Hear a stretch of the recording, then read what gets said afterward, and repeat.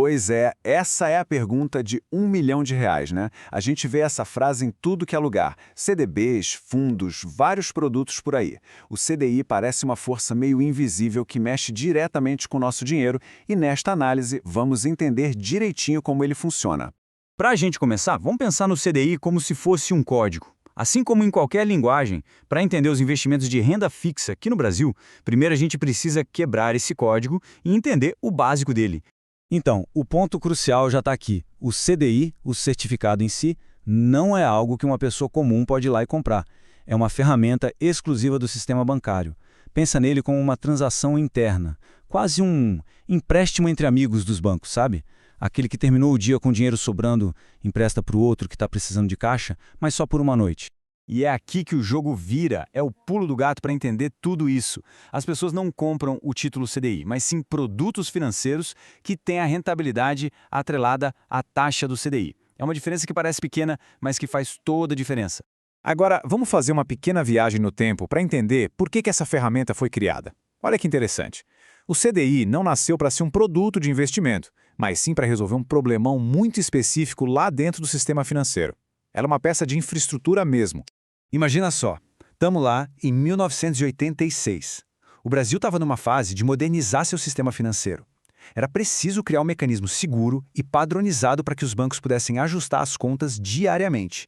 E foi aí que o CDI nasceu. E os objetivos eram puramente operacionais, não tinham nada a ver com o investidor. Primeiro, facilitar esse ajuste de caixa. Segundo, reduzir o risco de um banco quebrar por uma falta de grana momentânea. E terceiro, criar um padrão, uma regra do jogo que fosse clara para todo o mercado. Agora se prepara, porque esse número aqui é de cair o queixo.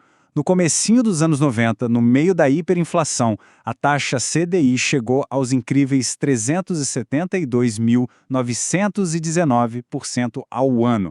É um número que hoje parece surreal, né? Mas ele mostra bem o tamanho da instabilidade econômica que essa ferramenta ajudou a organizar. E esse é o ponto que resume tudo. O CDI foi criado para ser parte da infraestrutura do sistema, como se fossem os trilhos de um trem. O objetivo inicial não era a poupança de ninguém, mas sim a saúde do sistema financeiro como um todo.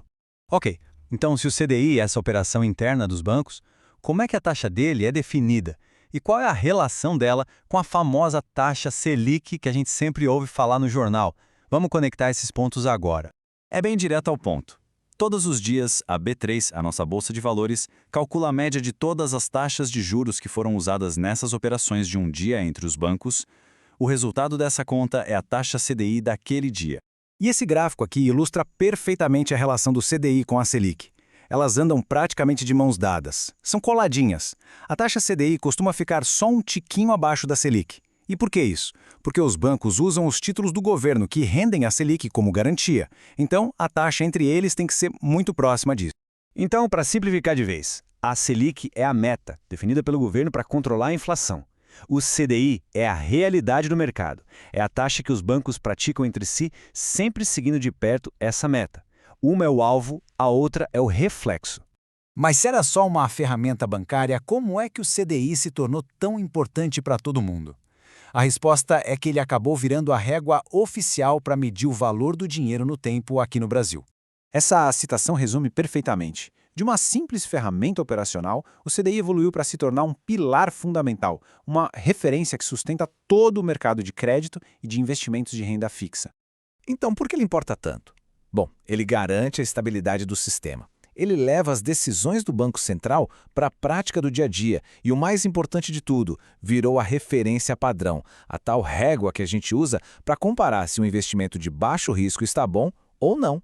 Vamos agora para a parte prática. Como é que tudo isso se conecta com uma carteira de investimentos? Como essa régua mede na prática o seu dinheiro? Aqui estão os exemplos mais comuns: CDBs, LCIs e LCAs, os famosos fundos DI. Todos eles usam a taxa CDI como principal índice de rentabilidade deles. Ao investir em um desses, a pessoa está, indiretamente, apostando que a rentabilidade vai seguir de perto essa taxa. E, finalmente, a resposta para a nossa pergunta lá do começo. Quando um produto diz que rende 100% do CDI, ele está prometendo entregar uma rentabilidade exatamente igual à variação da taxa CDI. Se render 110%, vai entregar 10% a mais que a taxa, simples assim. E só para entender a lógica por trás, os bancos usam o CDI como o custo base do dinheiro. Pensa que o CDI é o preço de aluguel do dinheiro para o banco. Eles pegam esse dinheiro alugado, pagando algo perto do CDI, e o emprestam para os clientes, cobrando o CDI mais uma margem, que é o spread. É nesse spread que está o lucro deles na operação. Então, vamos resumir os pontos cruciais. Primeiro, CDI não é um investimento direto, é uma ferramenta dos bancos. Segundo, é a base, a régua de toda a renda fixa no Brasil. E terceiro, entender isso dá poder para tomar decisões financeiras muito mais conscientes.